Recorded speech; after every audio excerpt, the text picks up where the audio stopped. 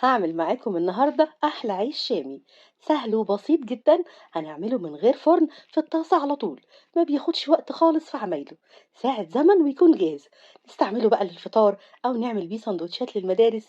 بكرة الجمعة كمان اعملوه بقى جنب فول وطعمية واللازم منه، وافطروا بيه طازة كده، هيعجبكم جدا.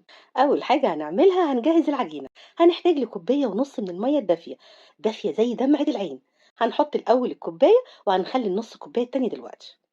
وعليها هنحط معلقة كبيرة مليانة من السكر، وكيس الخميرة كله اللي هو ال10 جرام. لو هنعايره بالمعلقة تبقى معلقة كبيرة مليانة. نقلبهم كويس ونغطيها، ونسيبهم بس 5 دقايق لحد ما نلاقيها عملت فقاعات كده من على الوش، نعرف ان الخميرة شغالة كويس. هنحتاج لنص كيلو من الدقيق. لو هنعايره بالكوباية يبقى 3 كوبايات وربع. هنحط عليهم نص معلقة صغيرة من الملح. نقلبهم كويس مع بعض ونسيبهم على جنب ثواني.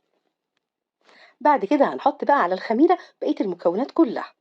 الحاجتين اللي هنحطهم دلوقتي دول اختياري: 3 معالق كبار مليانين من اللبن البودرة، ومعلقتين كبار من الزبدة أو السمنة أو الزيت اللي موجود. لو عايزين تعملوه اقتصادي ممكن تستغنوا عنهم خالص ونعمله بالمية بس، لكن لو عايزين تعززوا الطعم أكتر حطوهم. نقلبهم مع بعض كويس قوي، وبعدين نحط عليهم كمية الدقيق كلها مرة واحدة.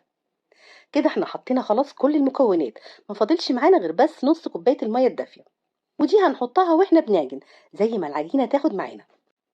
هنعجن بقى الكلام ده كله مع بعضه، ونلم العجينة كويس قوي، ونشوف هتحتاج مننا مية قد ايه، لان كل دقيق بيختلف عن التاني.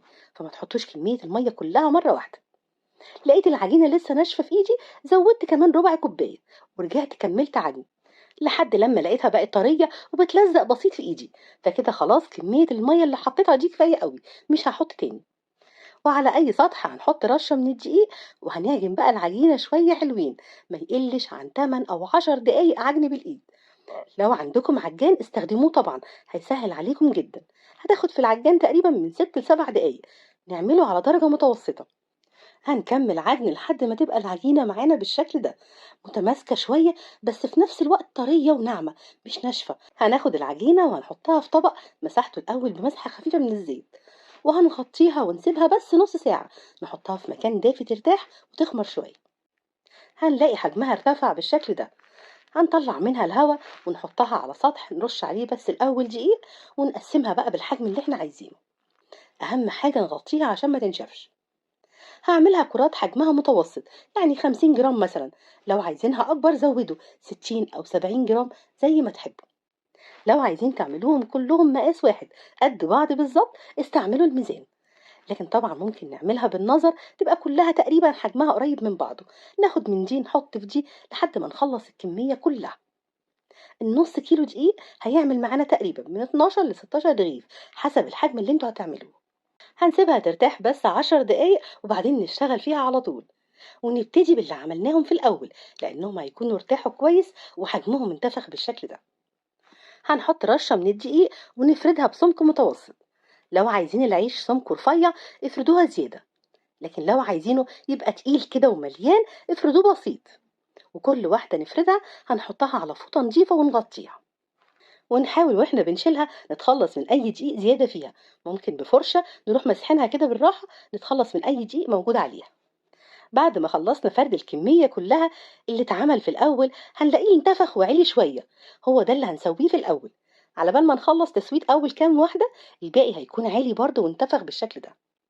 واحنا بنشيله عشان نحطه في الطاسة نتعامل معاه بحرص قوي، علشان ما يتفتحش مننا، لأنه لو اتفتح مش هيعلى وينتفخ بالشكل ده.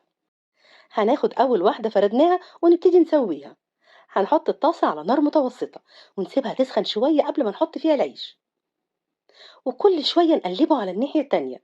الخطوة دي بتخلي سمك العيش من فوق زي تحت، ما يبقاش خفيف من على الوش، ومن تحت يبقى سميك.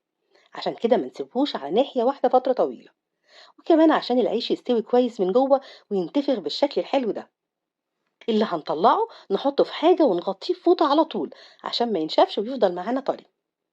وده شكله بعد ما غطيته وبرد خالص، بقى طري وحلو قوي، يتاكل حاف زي ما هو كده. ممكن كمان نحطه في الفريزر على طول لما يبرد، عشان يفضل معانا طازة، ونطلع على قد ما نحتاج منه. العيش ده وهو سخن كده بيغريني جدًا إني أعمل فيه ساندوتش طعمية، طعمية إيه بيتي، وأضبّطه بقى بقدونس وخس وطحينة، ودوقوا أحلى ساندوتش طعمية، كلّه معمول بيتي. جرّبوه وهاستنى تقولوا لي رأيكم فيه، وأشوفكم على خير.